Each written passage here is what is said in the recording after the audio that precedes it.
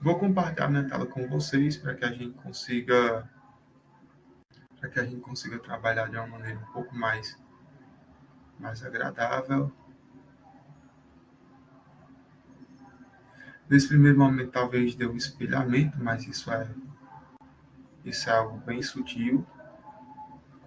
Com o tempo passa. Então, como eu tinha falado, esse primeiro momento da capacitação se destina a tratar da revisão sistemática da literatura.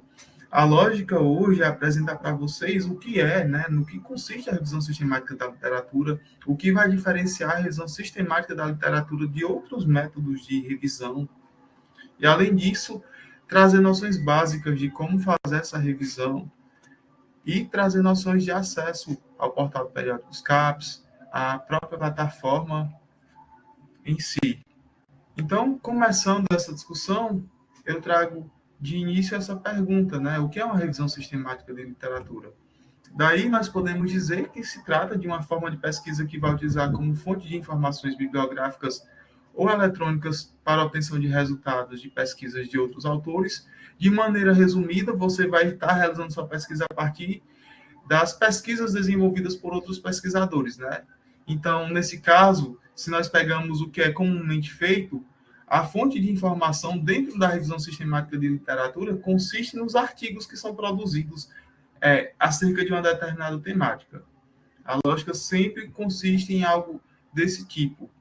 Então, o objetivo da revisão sistemática consiste em fundamentar, teoricamente, determinado tema ou determinado objeto.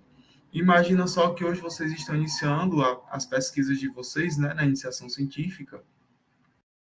Então, é tudo muito novo. O que vocês sabem sobre eventos climáticos extremos? O que vocês sabem sobre consumo de água? É tudo ainda muito incipiente, né? Tudo ainda muito raso, com pouca profundidade. Então, a partir da revisão sistemática de literatura, nós conseguimos aprofundar esse conhecimento. E quando a gente fala em aprofundar o conhecimento, isso se dá em um contexto de teoria, né?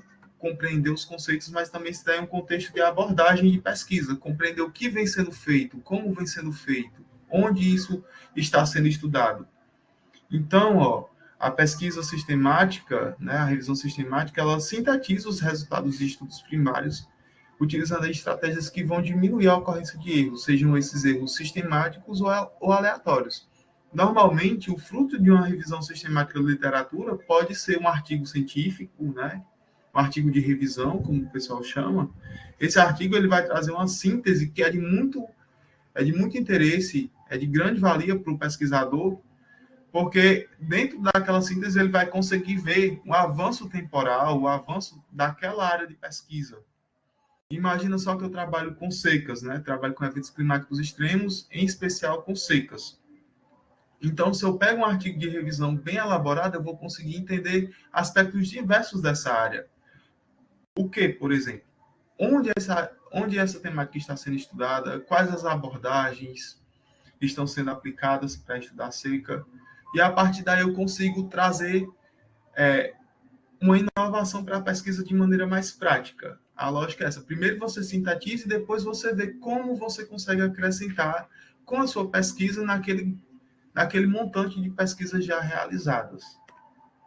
Então, dando continuidade, as revisões sistemáticas identificam, dentre os inúmeros estudos publicados sobre um determinado tema, aqueles com superior qualidade metodológica, cujos resultados podem ser utilizados na prática.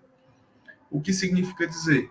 Significa dizer que a partir do momento que você faz uma revisão sistemática, você vai conseguir extrair os artigos que possuem maior compatibilidade com o seu objeto de pesquisa, com a temática que você estuda, mas não só isso, né? Você vai conseguir também ter acesso a artigos seguros, artigos revisados por pares, publicados em revistas de alto impacto, revistas criteriosas, né? Que prezam pela excelência. Esses são aspectos que nós conseguimos alcançar com maior facilidade, por assim dizer, dentro de uma revisão sistemática e que nem sempre é possível alcançar dentro de uma revisão de literatura convencional, porque os parâmetros de pesquisa, né, são totalmente abertos e isso, às vezes, dificulta quando a gente preza por qualidade. Para explicar um pouco melhor isso que eu estou falando para vocês, nós temos aí várias possibilidades de revisão de literatura. Uma delas é a revisão sistemática, que nós estamos falando hoje. Dentre outras, nós também temos a revisão narrativa, né? Essas abordagens, elas variam muito em relação à questão de pesquisa, né? A questão problema que você busca responder, em relação à fonte de dados que é utilizada. Também vão variar de acordo com os estudos, a forma como os estudos são selecionados, a forma como esses estudos são avaliados, e até mesmo a forma como ocorre a síntese, né? A forma como há a quantificação ou a análise qualitativa dos estudos. Então, se a gente faz essa comparação na revisão narrativa, a questão de pesquisa ela tende a ser muito ampla. Quando a gente fala em uma questão de pesquisa muito ampla, muitas vezes essa questão de pesquisa nem existe propriamente dita. Às vezes, o que nós buscamos dentro da revisão narrativa é compreender o conceito de uma determinada palavra. Então, por exemplo, eu poderia aplicar uma revisão narrativa para entender o que é seca, para entender como os autores discutem esse conceito. Se torna tudo muito amplo, né? Tudo muito abrangente, enquanto que dentro da revisão sistemática, essas questões elas tendem a ser mais específicas. Né? Você dá um direcionamento maior, porque a partir daí você consegue aprofundar o nível de conhecimento e a criticidade que se tem em relação àquela abordagem. Eu citei esse exemplo, né, da questão do que é seca, mas dentro da visão sistemática eu posso perguntar, por exemplo, quais as abordagens, né, quais os métodos de abordagens utilizados atualmente para estudar o risco de ocorrência de secas, o risco de ocorrência de inundações. Eu posso perguntar quais são as variáveis utilizadas para quantificar esses riscos. Quanto à fonte, nós também temos algumas diferenciações, né? Dentro de uma revisão narrativa, normalmente nós não temos uma fonte especificada, então você tem um risco gigante de viés, né? A subjetividade fala muito alto em relação a essa fonte. Diante disso, nós temos aí algumas questões. Normalmente as pessoas utilizam critérios mínimos dentro da revisão narrativa. Então, livros entram dentro dessa discussão, relatórios entram dentro dessas discussões, artigos de eventos, de teses e dissertações também. Já na revisão sistemática, não. Né? Nós utilizamos fontes abrangentes, utilizamos fontes estratégicas de busca, né? E a partir daí a gente consegue definir previamente. Quando a gente vai falar sobre essas fontes, pensando em uma revisão sistemática, sempre há uma priorização dos artigos publicados em periódicos, mas não somente isso, né? Essa fonte também diz respeito ao local onde o artigo está publicado, diz respeito à forma como você acessa esse artigo. Então, em relação à fonte, nós podemos citar as bases indexadoras, a Scopus, a Web of Science, que normalmente são utilizadas, né, como uma estratégia de busca, o próprio periódico CAPES, e a depender da temática que nós estamos trabalhando, se é uma temática muito local ou muito nacional, de interesse mais específico, nós podemos utilizar fontes com abrangência menor. O Cielo, por exemplo. Só para ilustrar um pouco isso que eu acabei de falar, na minha pesquisa de mestrado, eu trabalhava com Minha Casa Minha Vida. O Minha Casa Minha Vida era um programa habitacional, né? Na verdade, ainda é um programa habitacional exclusivo do Brasil. Não existe Minha Casa Minha Vida na Colômbia, no Chile, nos Estados Unidos. Existem outros programas com finalidades semelhantes, mas o Minha Casa Minha Vida é do Brasil.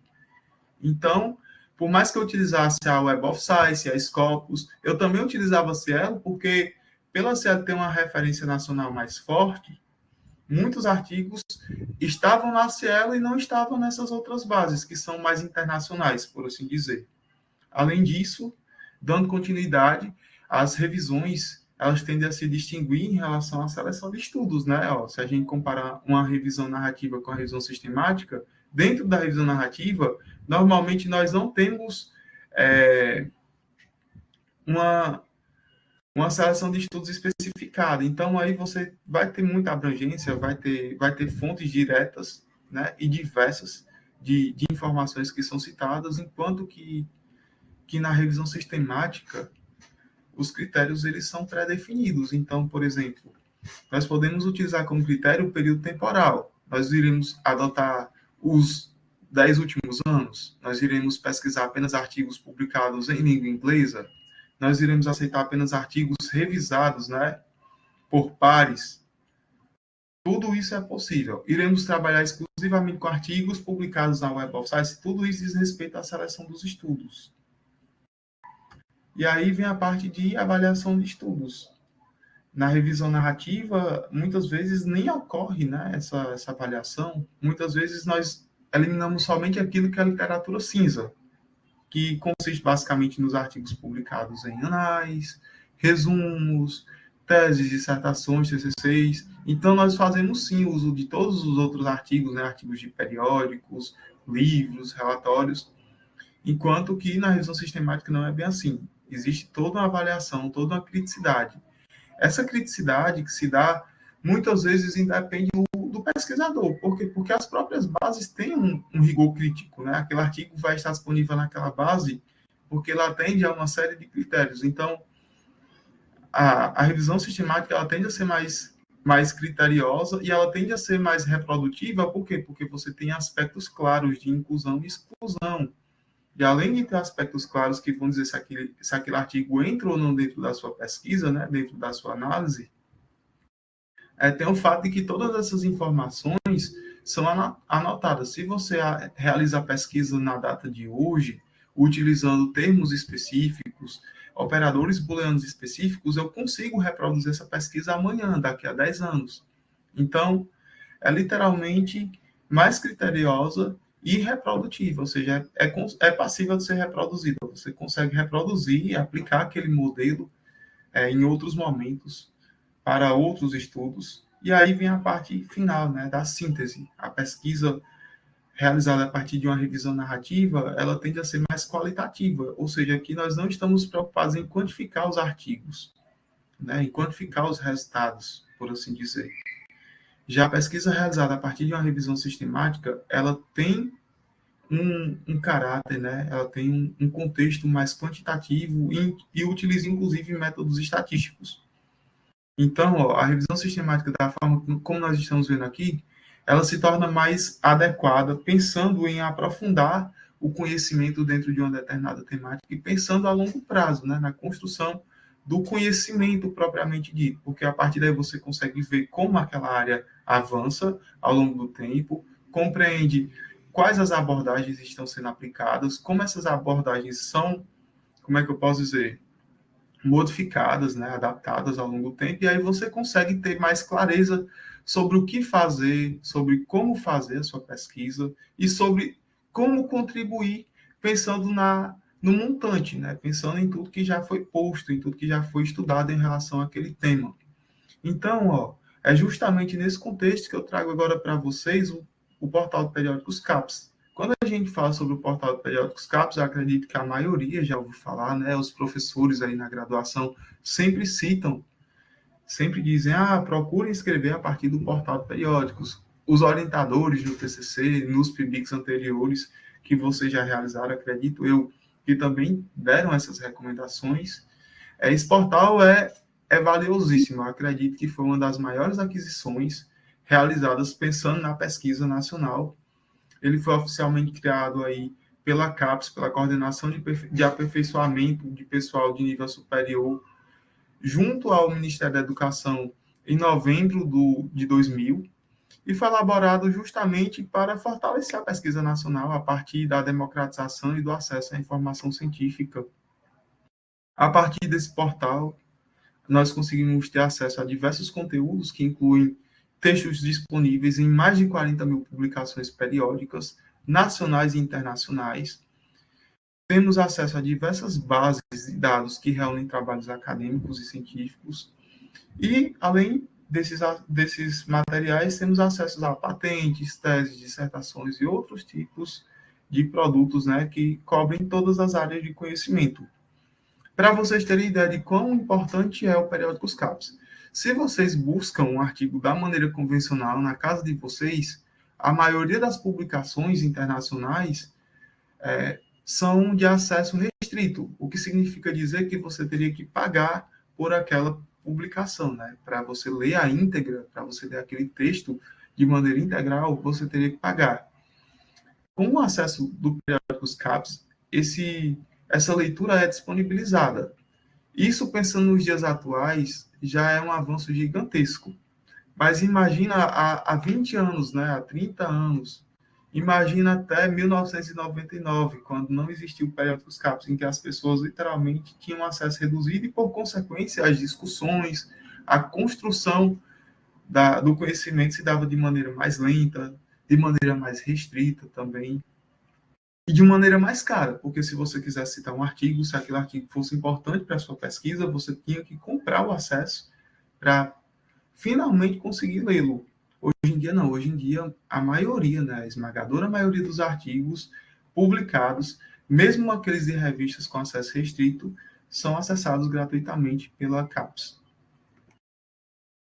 Aí aqui nós temos o público-alvo, que consiste na universidade como um todo, né, pegando aí professores, pesquisadores, alunos, mas vai além, né, é um pouco mais abrangente, porque além das universidades, dos institutos federais, das universidades estaduais que também são beneficiadas, funcionários de instituições vinculadas ao projeto têm acesso. Então, outras instituições que não são necessariamente as instituições de ensino têm acesso, conseguem tranquilamente acessar o portal do Periódicos CAPES. Então, acredito que alguns de vocês já acessaram, espero que nesse momento vocês estejam dando uma conferida no portal do Periódicos CAPES. Ele pode ser acessado aí por meio dos computadores, dentro das instituições. Quando nós acessamos dentro da universidade, a maioria dos artigos que estão lá disponíveis já são acessados diretamente. E quando nós estamos em casa, nós conseguimos fazer aí o acesso remoto, né? Por meio do CAF, que é a Comunidade Acadêmica Federada. Então, nesse momento, eu queria pedir a vocês, eu queria convidá-los para acessar o Periódicos CAPES, junto comigo.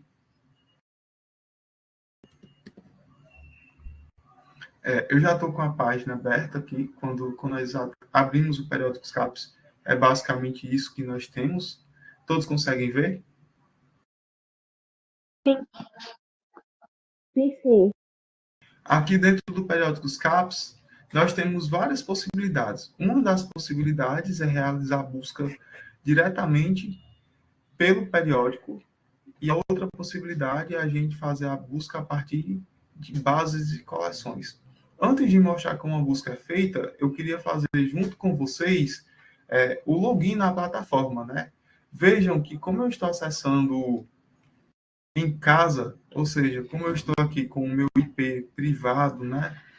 Eu só tenho acesso ao conteúdo gratuito do periódico, os CAPES. Se eu estivesse acessando na UFAL ou em uma outra universidade, em outra instituição que tem acesso direto, eu teria acesso a todo o material, tanto o material gratuito quanto o material pago pela CAPES, né? O material pago. Nesse caso, para ter acesso ao material pago, nós vamos acessar remotamente pelo CAF, né? Então, basta vir aqui em acesso CAF. Nós buscamos pela universidade, né, pela instituição, que no nosso caso é a Universidade Federal de Alagoas. Mas é importante destacar aqui, ó, só para mostrar a vocês, que nós temos várias outras universidades filiadas.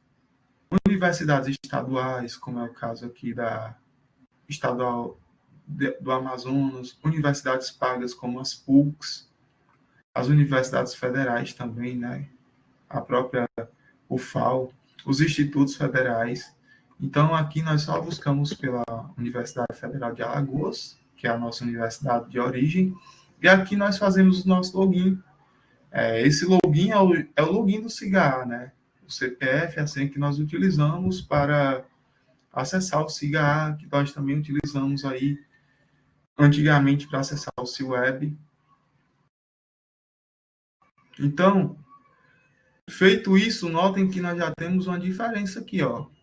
Em um primeiro momento, nosso acesso se dava pela CAPES, com acesso a material gratuito. Agora nós já estamos acessando esse portal pela UFAL. de maneira remota, né? Porque nesse momento eu não estou na UFAL, vocês também não estão. Todos conseguiram fazer login? Sim. Sim. Perfeito. A partir daqui vem aquilo que eu tinha falado para vocês. Nós podemos fazer nossas buscas direto pela CAPS ou podemos acessar as bases, né? As bases e coleções. Eu vou mostrar os dois processos para vocês. Nesse primeiro momento, eu vou buscar por uma palavra específica, né? Nada muito por uma palavra, e a busca vai ser bem abrangente, nada muito específico. Então, vamos lá, buscar por seca. Ô, professor, Oi. licença, quando a gente faz o login pela UFAL, a gente tem acesso aos que são pagos também, mesmo não estando lá, ou só tem que estar lá mesmo? Se você estiver na UFAL, você tem acesso a tudo. A diferença é que você vai estar direto na UFAL, né? Não precisa fazer esse login. Ele reconhece o Entendi. IP da UFAL e já disponibiliza tudo. Se Entendi. você, se você faz isso em casa, aí você faz o login pelo acesso CAF e a plataforma vai entender que você está acessando remotamente com informações da UFAL. Certinho. Então, ó, nesse primeiro momento eu busquei por secas. Fiz uma busca em inglês e aqui, ó, o Periódicos CAPES já me dá uma quantidade absurda de resultados, né? Nós vamos ter aí 332.665 resultados. É muita coisa. Então, imagina, quem aqui teria condições de ler todo esse material? Né? É muita informação. Daí que vem a necessidade de nós operarmos uma busca de maneira mais lógica. Então, o que seria essa busca mais lógica? Seria uma busca em que nós vamos combinar palavras, em que nós vamos definir onde nós queremos encontrar essas palavras, onde nós conseguimos também definir qual tipo de material que está sendo buscado. Tudo bem? Aqui, por exemplo, eu posso definir se eu quero essa palavra no assunto, né? No título, no editor, se eu quero encontrar essa palavra em qualquer campo, eu consigo dizer se essa palavra tem que ser exata ou se pode só contê-la, né? E eu consigo dizer se eu quero encontrar artigos, capítulos de livro, revisões, materiais que estão pré-disponíveis, né? Ou seja, que ainda não foram publicados, mas que estão na iminência de serem publicados, livros, dissertações e por aí segue. Então, para fazer minha busca, eu vou usar aqui a palavra secas em inglês.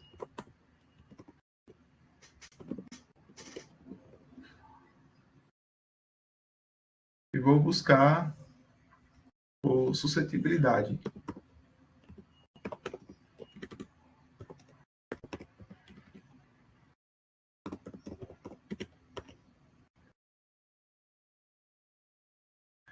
Vou selecionar o tipo de material.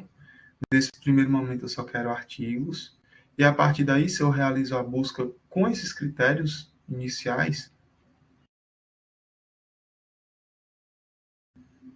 eu acho que eu digitei errado essa palavra.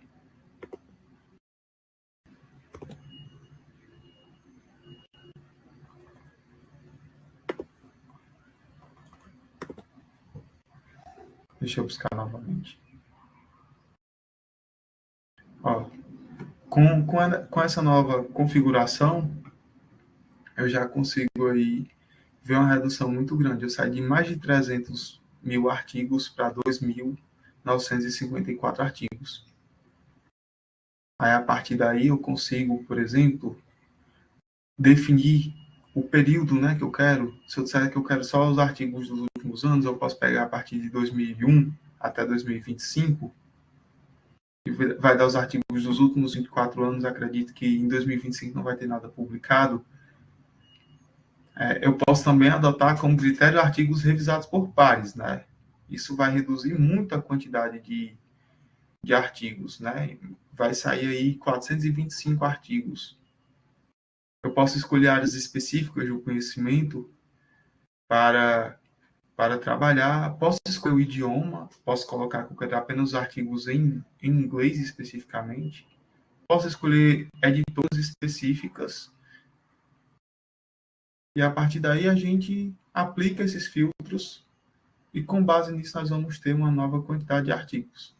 Então, em um primeiro momento eu tinha mais de 330 mil artigos e a partir do momento que eu aplico esses filtros, eu reduzo a quantidade de artigos para 2.247. Então, é uma quantidade relativamente menor. A partir daqui eu vou conseguir ter mais especificidades, né? Eu vou conseguir aprofundar muito melhor o que eu quero estudar dentro desse horizonte. Uma coisa que é importante destacar para vocês é que, de uma maneira geral, esses filtros vão variar de acordo com o que vocês estudam. Então, imagina só que na pesquisa da Débora, ela encontrou um artigo de revisão de 2010, e esse artigo de revisão é muito abrangente, muito rico de informações, então ela não precisa trabalhar com dados que vão de 2001 a 2025, né? Ela pode trabalhar com dados que vão de 2011 a 2025. Se a gente aplica esse filtro da maneira que está aqui, ó, essa quantidade de artigos vai diminuir ainda mais. Ó, já diminuiu para 1.879. Então, aqui vocês conseguem acessar esses artigos. Se você já está acessando com periódicos CAPES pelo Café, a partir das buscas você consegue simplesmente clicar em acessar e o artigo vai abrir para você uma nova guia, né?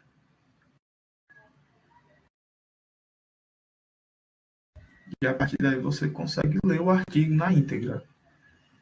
Normalmente, quando nós não fazemos isso, caso o artigo seja restrito, o que nós conseguimos basicamente é acessar o resumo, né? Alguém aqui já teve essa experiência de buscar um artigo que não está disponível, fica só no resumo, você vê que aquele artigo seria totalmente interessante, né? Totalmente necessário para a sua pesquisa, mas você não acessa.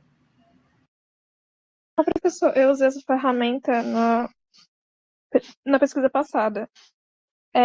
Alguns artigos não dava para acessar realmente, aí ficou só o resuminho aí. Para basear a partir do resumo, muitas vezes. Então, aqui, ó, você vai saber quando o artigo está ou não disponível. Alguns já são de acesso aberto, tá vendo aqui, ó? Apresenta artigo de acesso aberto. Outros são artigos disponíveis para substituição pela CAPES. Esses que aparecem como disponíveis para substituição pela CAPES são artigos que você usualmente não conseguiria acessar sem o periódicos CAPES, né? Sem esse login, ou sem estar na universidade. Vê aqui. A partir do momento que a gente acessa esse artigo, ele muito provavelmente não estaria disponível em outra condição, mas aqui pela CAPES você consegue ler o artigo na íntegra sem nenhuma dificuldade.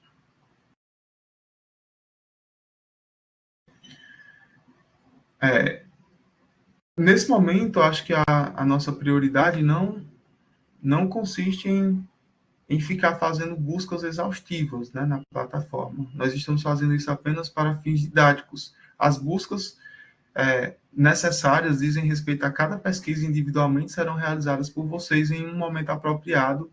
Então, considerando o uso dessa plataforma, vocês já viram aqui os filtros que podem ser utilizados. Eu acho que agora nós podemos mostrar como ocorrem as buscas pelas coleções, né? Pelas bases e coleções. A diferença aqui é que nós vamos buscar uma coleção específica. As mais comuns dizem respeito aí a Scopus, a Web of Science. Eu recomendo a vocês que sempre que possível utilizem a Web of Science por ser a plataforma mais ampla, né? E mais segura também. Eu acho que é uma das mais respeitadas. Então, para acessar o Web of Science, vocês só precisam vir em acervo, lista de bases e coleções, e aqui vocês buscam, né? Podem buscar pelo nome completo,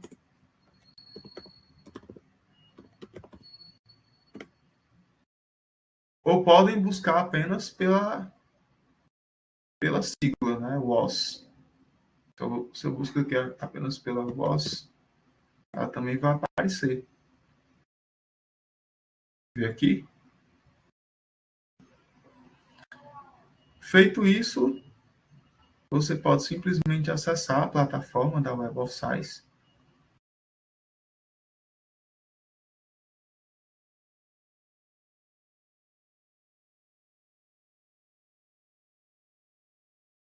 E aí você consegue realizar essa busca aqui dentro também. Qual a diferença, basicamente? Dentro do Periódicos CAPES vão aparecer todos os artigos disponíveis no Periódicos CAPES. Aqui dentro da Web of Science, não, né? Você vai encontrar somente os artigos que estão indexados a essa base, né? Qual a lógica da Web of Science? Nós temos uma série de editoras de revistas diversas no mundo inteiro que publicam seus artigos e algumas dessas revistas estão indexadas à Web of Science. Não são todas as revistas que são indexadas. Normalmente, as revistas que são indexadas à Web of Science são revistas mais criteriosas, que atendem a padrões específicos, né, de revisão dos artigos, de publicação e tudo mais. Então, aqui você tem acesso a esses artigos de maneira mais direta, né? A lógica é bem semelhante, muito semelhante mesmo. Inclusive, você consegue até mudar o idioma aqui, ó. Se você quiser sair de inglês para português, não precisa ficar traduzindo a página web. A própria plataforma permite que você faça isso. Então, você pode buscar em todos os campos. Todos os campos aqui vai incluir vários aspectos, né? Permite que você encontre facilmente os artigos. Permite que você busque pelos tópicos. Aí esses tópicos vão incluir o título, o resumo, as palavras-chave e as palavras-chave do autor. Normalmente eu utilizo esse tópico. E aqui eu faço a pesquisa de maneira semelhante. A diferença é que você consegue literalmente criar códigos de pesquisa, né? Criar expressões de pesquisa. Então aqui eu posso buscar por seca, de novo, né? E em tópico também eu posso buscar por suscetibilidade.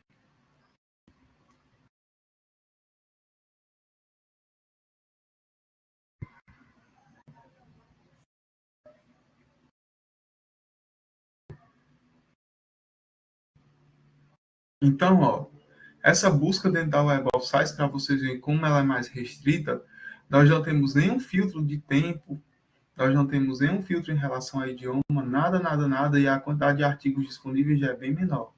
Com essa mesma busca, em um primeiro momento, o periódico dos CAPES nos mostrou 330 mil artigos, né? Mais de 330 mil artigos. Aqui, em um primeiro momento, nós temos 2.583 artigos. É uma quantidade bem resumida, bem menor. Da mesma maneira que como nós fazemos no periódico dos CAPES, nós podemos fazer aqui, né? Nós podemos simplesmente adotar filtros para melhorar nossa busca. Podemos buscar por anos específicos, buscar por tipo de documento, né? Pegar apenas os artigos. Podemos buscar por idioma, pegar somente os artigos em inglês.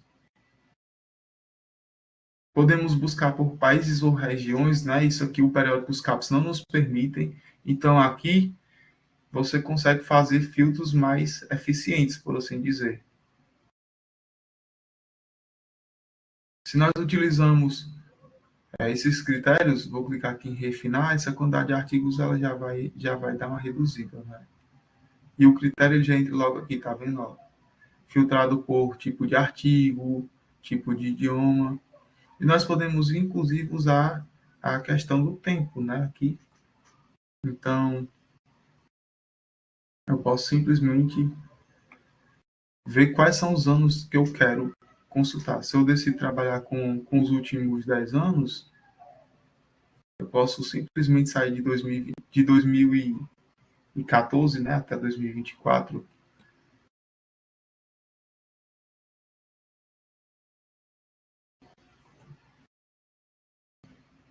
E refinar. Então, aqui ele já vai retornar bem menos artigos. Inclusive, eu acho que a gente consegue inserir esse filtro de outra maneira. Ó, deixa eu só ver aqui se a gente consegue adicionar os intervalos de data, né? Aqui ele tem a possibilidade de todos os anos, e aqui a gente pode fazer personalizado, né? Pegar artigos dos últimos 10 anos, então posso simplesmente colocar aqui de 2014, né?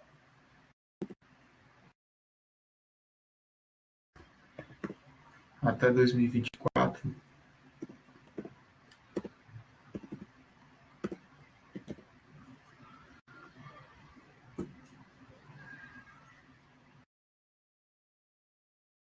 Esse outro filtro que eu tinha colocado antes já não vai ser necessário, porque ele adota aqui, ó, tempo estipulado para a data de publicação e a quantidade de artigos fica disponível. Aí aqui, da mesma maneira como a gente conseguiu acessar antes, a gente vai conseguir acessar agora, sem grandes dificuldades. Uma coisa que eu sempre costumo fazer para ficar um pouco mais fácil em relação ao acesso é copiar o título e buscar. Se eu busco por esse título, ele já vai abrir sem nenhuma restrição, porque a CAPES está ativa, né? Ó, a gente está aqui acessando direto pelo portal de periódicos. E a partir daí o artigo ele fica plenamente disponível para acesso. A única diferença é que aqui nós estamos acessando uma base de dados específicos, né? A base da Web of Science. Mas, além da Web of Science, nós podemos buscar por outros. A Scopus é uma possibilidade de base. A diferença é que na Scopus os critérios são menos rigorosos. Então, às vezes, você tem algumas revistas predatórias que ficam indexadas a Scopus. E, por consequência, os artigos dessas revistas não são os melhores artigos para serem citados nas nossas pesquisas, né?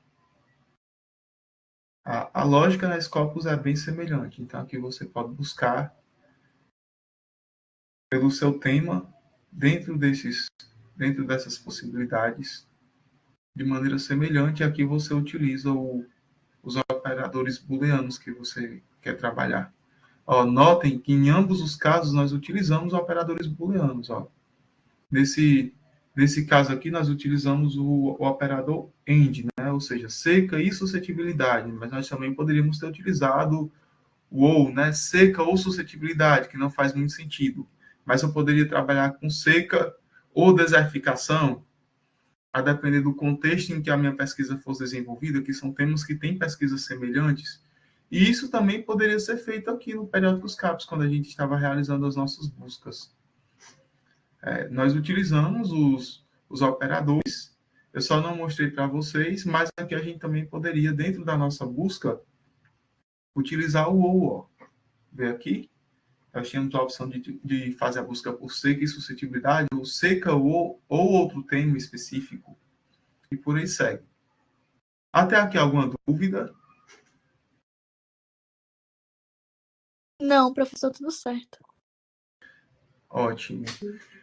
Caso apareça alguma dúvida, vocês podem me interromper sem nenhum problema. Eu peço isso porque, nesse momento, como eu estou compartilhando a minha tela, e como eu só tenho uma tela aqui em casa, eu não consigo observar a nossa janela de reunião, certo?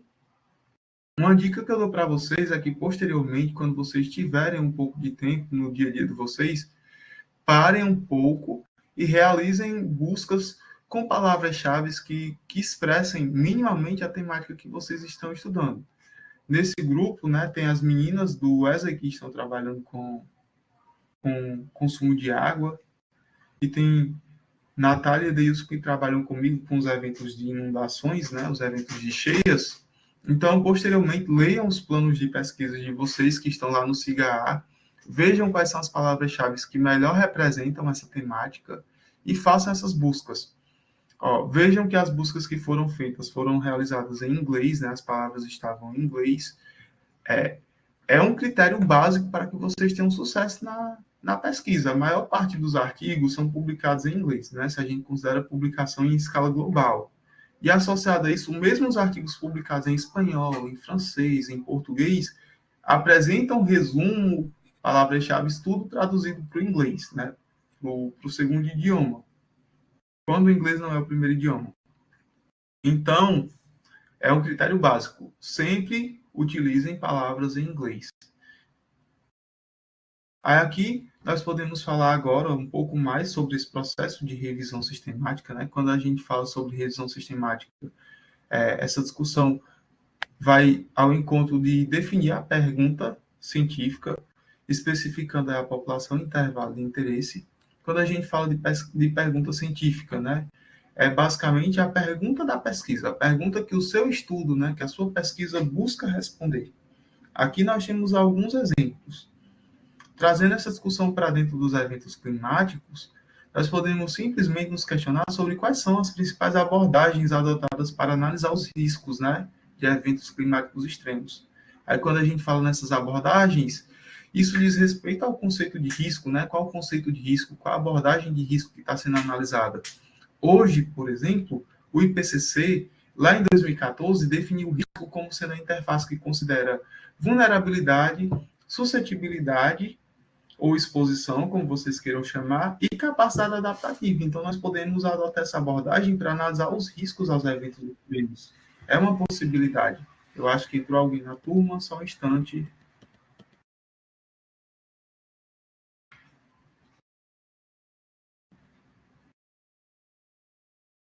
Pronto. Voltando. Aqui nós temos esse primeiro exemplo, né? Quais as abordagens que são adotadas para analisar os riscos de eventos extremos. Nós também podemos ter outros casos, né?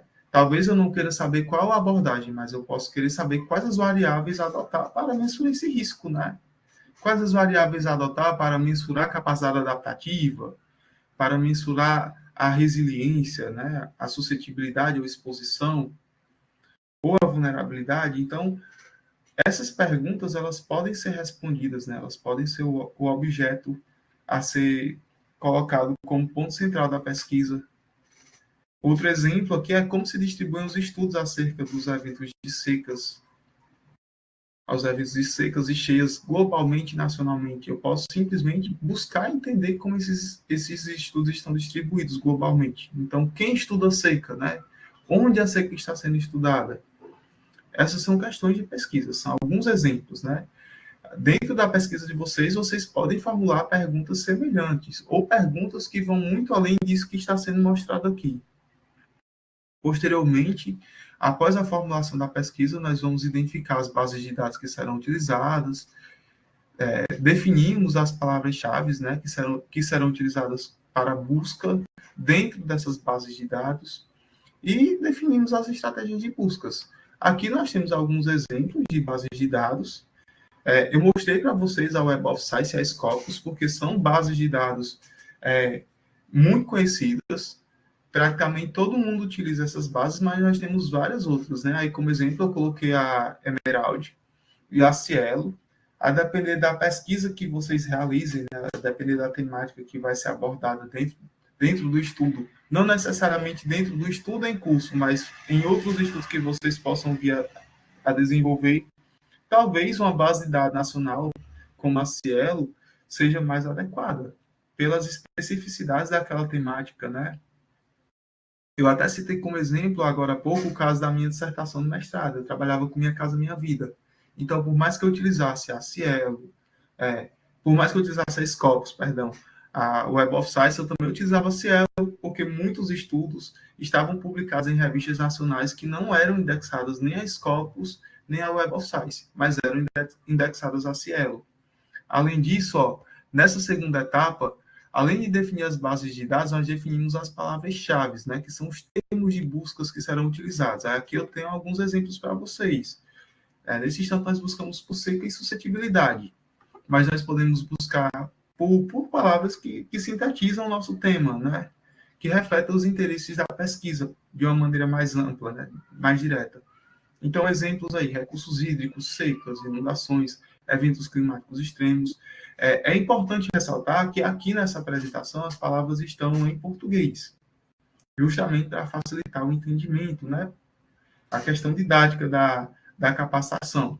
Contudo, no contexto do dia a dia, a recomendação é utilizem as palavras em inglês, porque a maior quantidade de artigos vai aparecer para palavras em inglês. A maioria dos artigos em si, globalmente, estão em inglês, e aqueles que não estão em inglês possuem um abstract, possuem as palavras-chave, né, as keywords traduzidas.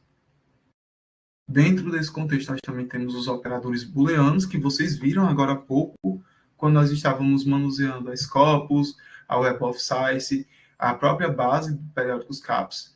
Então, eles vão relacionar as palavras, né? Nós podemos buscar por seca e eventos climáticos extremos, seca e capacidade adaptativa, suscetibilidade, vulnerabilidade. Ou nós podemos comparar temas, né?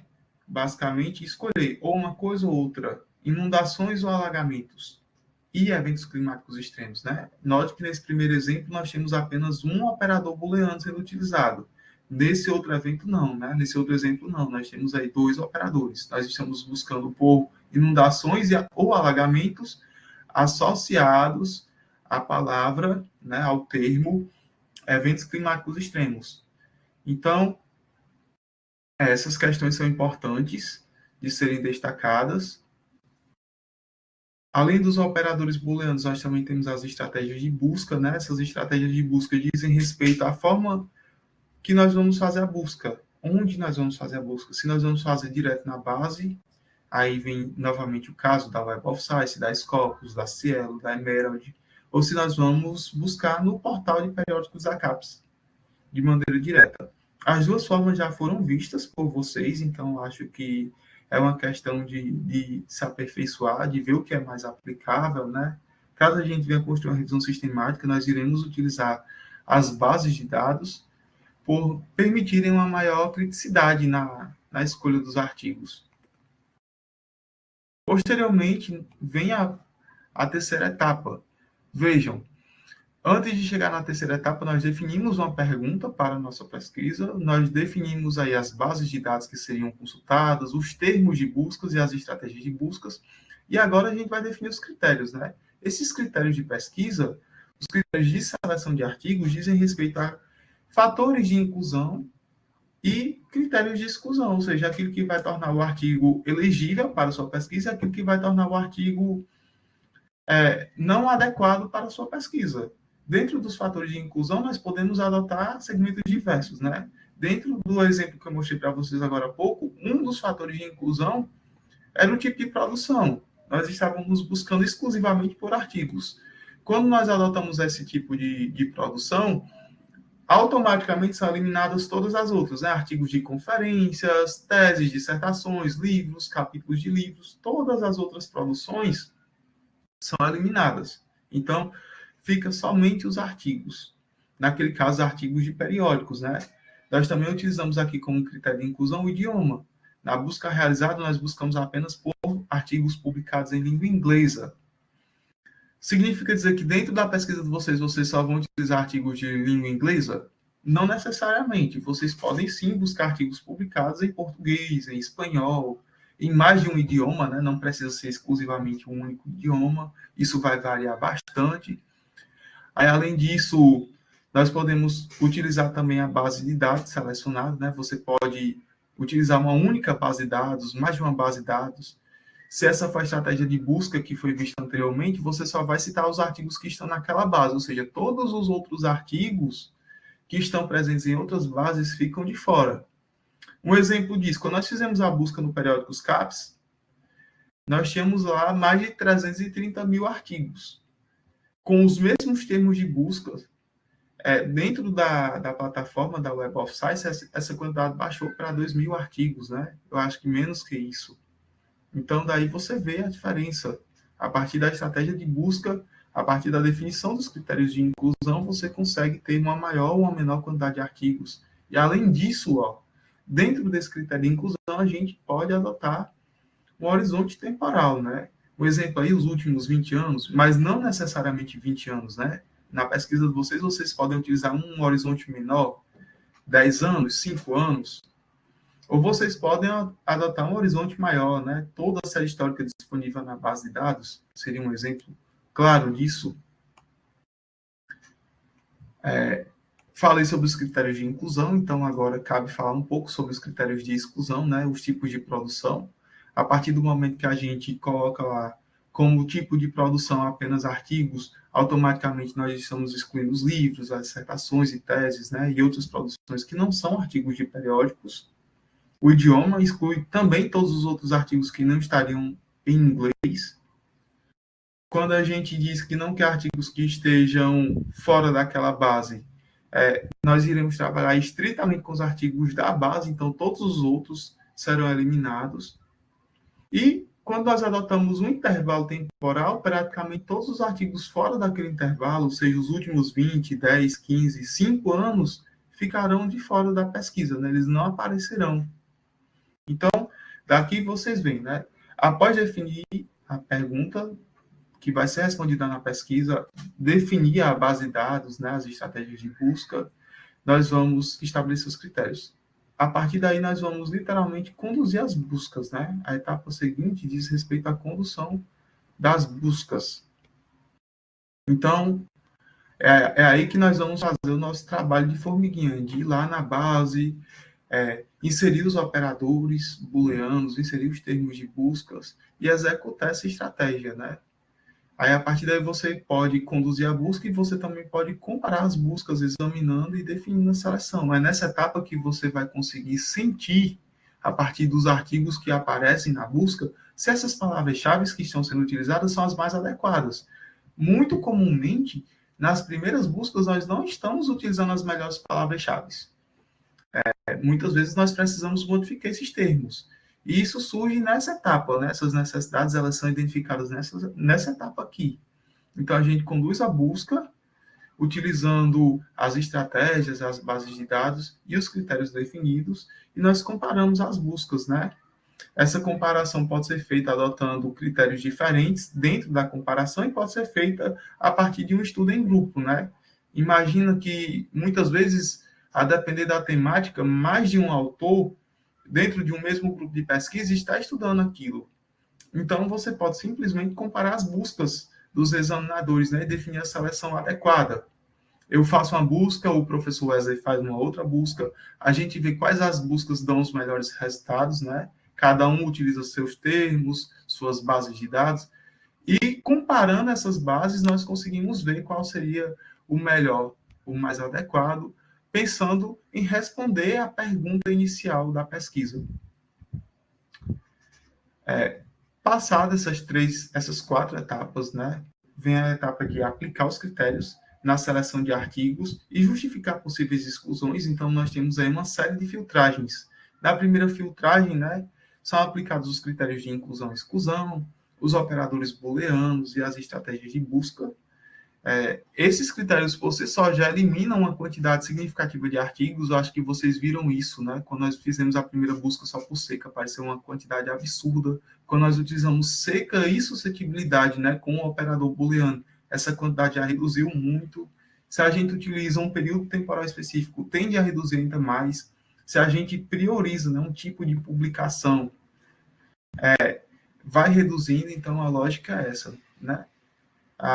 Nessa primeira filtragem, após aplicar os critérios, nós vamos ter uma quantidade inicial de artigos para cada base. Então, se você trabalha com mais de uma base, normalmente você vai ter uma quantidade distinta para Web of Science, para Scopus, e é necessário salvar esses artigos, né?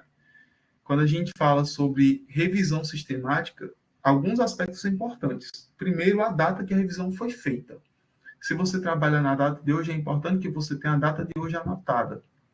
Além disso, você tem que salvar os artigos, pelo menos a lista com os títulos dos artigos que são coletados nessa primeira filtragem. E não só isso, né? Você salva os títulos e salva a quantidade. Então, a gente vai ver que em uma primeira busca você pode ter uma devolutiva de 300 artigos. E a partir daí a gente passa para a segunda filtragem, né? Nessa segunda filtragem, nosso foco não estará mais pautado apenas na quantidade de artigos.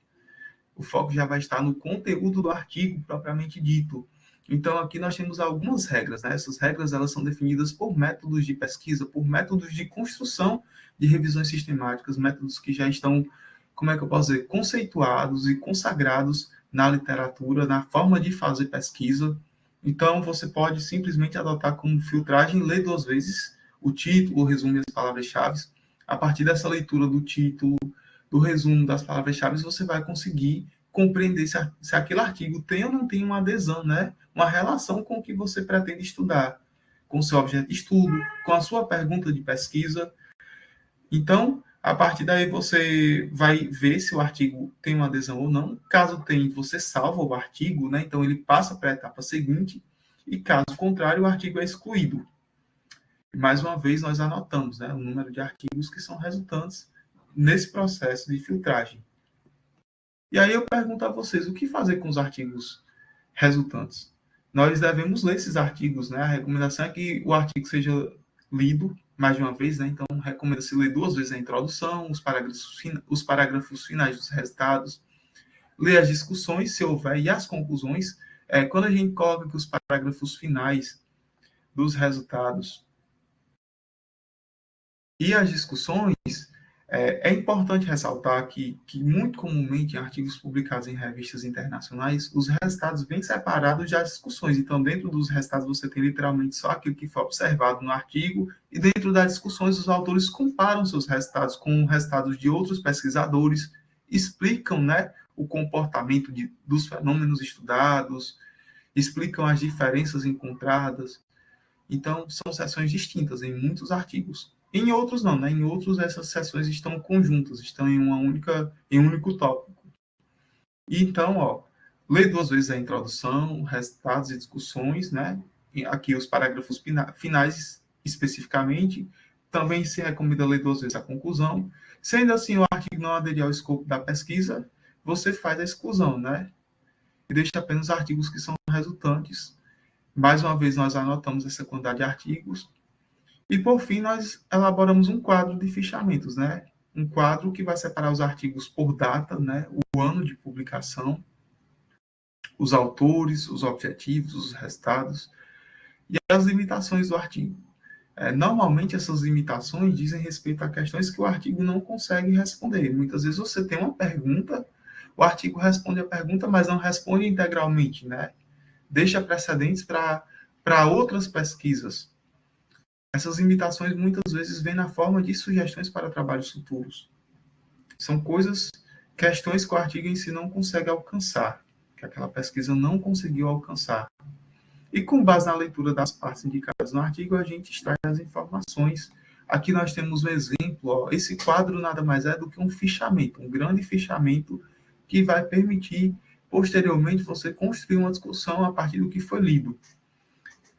Nesse exemplo aí, nós temos alguns aspectos destacados. Eu já tinha falado isso para vocês aqui na etapa anterior, né? Nós temos algumas colunas que são importantíssimos. Você vai ter o autor, a data, o objetivo, os resultados e as limitações, e aqui nós temos o exemplo de como isso se organiza. Nós podemos organizar esses artigos considerando essas colunas, e nós também podemos categorizar os artigos por ano. Então, por exemplo, eu posso colocar dentro desse primeiro segmento só os artigos que foram do ano de 2017, posteriormente só os artigos de 2018, e assim organizar a nossa ficha. Vocês podem, na etapa de execução da pesquisa, realizar esse fichamento dentro do próprio documento Word, né? Vocês vão construindo uma planilha, um quadro, por assim dizer, dentro do Word, e vão alimentando esse quadro à medida que vão lendo os artigos. Mas uma alternativa seria também construir dentro do Excel. Talvez dentro do Excel vocês tenham um pouco mais de dificuldade, por causa da quebra de texto, das células. Então, o documento Word seria a forma mais apropriada, né? A forma mais fácil, mais simples de realizar essa revisão sistemática. E aqui, passar todas essas etapas, vem a parte de discussão mesmo, né? Essa parte de discussão diz respeito a você elaborar um resumo crítico, sintetizando as informações que são disponibilizadas pelos artigos. Então, essa discussão, esse resumo crítico vai variar muito do que você faz. Por exemplo, eu participei de uma banca de TCC de uma aluna da engenharia ambiental aqui no CETEC, que a aluna simplesmente trabalhava com a parte de reatores MBBR para tratar esgoto doméstico e para remover nitrogênio, né? Remover um dos principais contaminantes, nutrientes, por assim dizer, do esgoto. E ela analisava como essas pesquisas avançaram ao longo do tempo. Ela fazia recortes temporais a cada década, pegando um horizonte que ia lá da década de 80 até os anos atuais. Então, ela fazia um resumo crítico sobre o que era produzido sobre essa temática em cada década, foi a forma como ela encontrou. Na pesquisa de vocês podem adotar essa abordagem, podem adotar uma abordagem totalmente distinta. O que eu recomendo é que vocês busquem, né, que vocês leiam, para definir uma abordagem que seja execuível, que seja compatível com o que vocês estão estudando, e, além disso, que seja compatível com o primeiro item desse fluxograma, né, que é a pergunta científica que vocês irão responder ao longo da pesquisa. Aí, além disso, nós também temos que apresentar uma conclusão informando as evidências, né, sobre o efeito da intervenção. Essa conclusão varia muito, né? Varia bastante em função do que está sendo estudado, em função do que foi perguntado. Você pode trazer várias conclusões dentro da sua pesquisa. Se a gente pega como base aquelas perguntas que eu coloquei para vocês como exemplo, eu posso simplesmente dizer quais são as principais abordagens, quais são os principais países, né, que pesquisam seca, quais são os principais países em que a seca é estudada, porque não necessariamente o país que pesquisa é o país que sofre com o fenômeno. Eu posso construir um quadro com as variáveis que são utilizadas, e, inclusive, eu posso, dentro dessas minhas conclusões, trazer uma análise crítica sobre aspectos que poderiam ser estudados, que ainda não foram estudados. É muito comum vocês encontrarem dentro de revisões, dentro de temas específicos, essa abordagem, né? Você ter ali uma síntese do que foi feito e apontar, olha, ainda existem tais e tais possibilidades, ainda existem tais e tais campos de pesquisa dentro dessa temática que não foram abordados, que não estão sendo discutidos, que não receberam a devida atenção. E aqui, só para finalizar essa nossa primeira capacitação, eu tenho um quadro. Toda essa pesquisa que nós falamos, né, todas essas etapas, elas normalmente são sintetizadas textualmente e graficamente para facilitar o entendimento do leitor. Então, essa revisão sistemática que foi apresentada para vocês, ela pode ser representada dessa maneira aqui. Você vai ter seus termos de buscas, né, os termos de buscas adotados, relacionados à questão que pretende ser pesquisada. Aí você tem as estratégias iniciais, né, de pesquisa, que vai definir as bases que serão utilizadas nesse caso. Ó, foram utilizadas 4 bases. É uma pesquisa bem abrangente. Utilizou a Web of Science, a Scopus, que eu tinha falado para vocês, a Springer, que eu não citei, e a Emerald, que eu tinha citado também. E aí nós temos os critérios, né?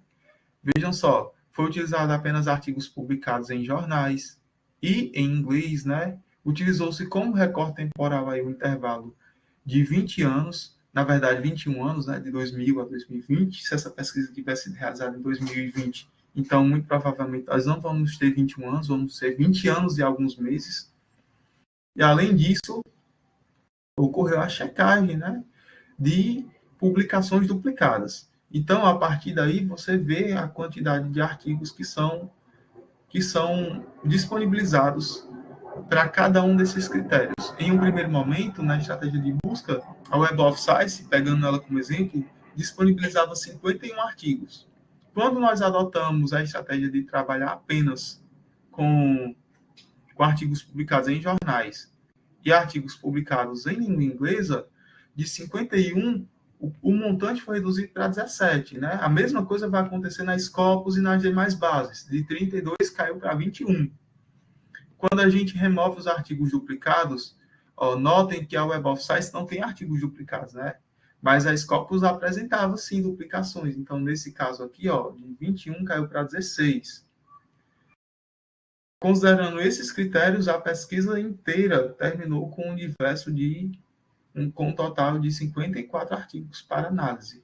Então, o que eu quero mostrar para vocês é que todo esse quadro pode gerar para o leitor uma facilidade de entendimento, né, a partir de um fluxograma que vai ilustrar de maneira mais didática, de maneira um pouco mais sensível, como a busca foi feita, quais os critérios de inclusão, quais os critérios de exclusão, quais os termos de busca e qual foi o resultado em termos quantitativos. Quando a gente fala que a pesquisa sistemática ela é quantitativa e ela é baseada em métodos estatísticos, esse é o fator-chave. Por quê? Porque dentro de uma revisão narrativa, nós não vamos estar preocupados com essas contagens de artigos. Aqui nós estaremos.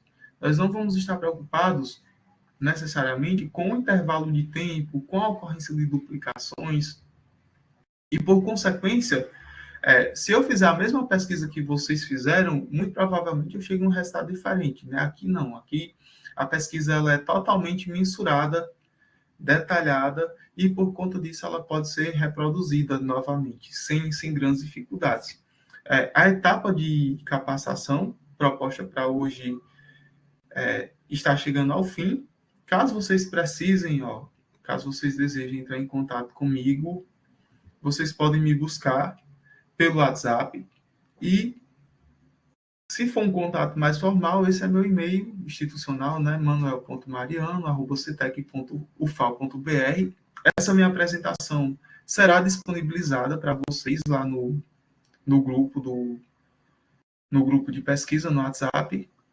Alguma dúvida até aqui? Não, foi tranquilo, deu para pegar tudo. Então, que bom. Gostaram da apresentação? Gostei. Sim, professor. Espero que sim, espero que tenha sido clara. Como esse material vai ficar disponível na internet, vocês vão conseguir futuramente tirar dúvidas, né? Consultar novamente, e eu vou estar disponível para vocês também. É isso, meninos. A gente se vê novamente semana que vem. Um abraço. Segunda-feira, né, professor? Isso, segunda-feira. Mesmo horário? Mesmo horário. Segunda-feira é feriado aqui em Alagoas, né? Isso. Tem algum problema para vocês? Não. Pronto. Não, para mim também não. Como vocês vão estar disponíveis, a gente se reúne na segunda-feira. Certinho. Tchau, gente. Tchau, gente. Até mais. Tchau, pessoal. Até.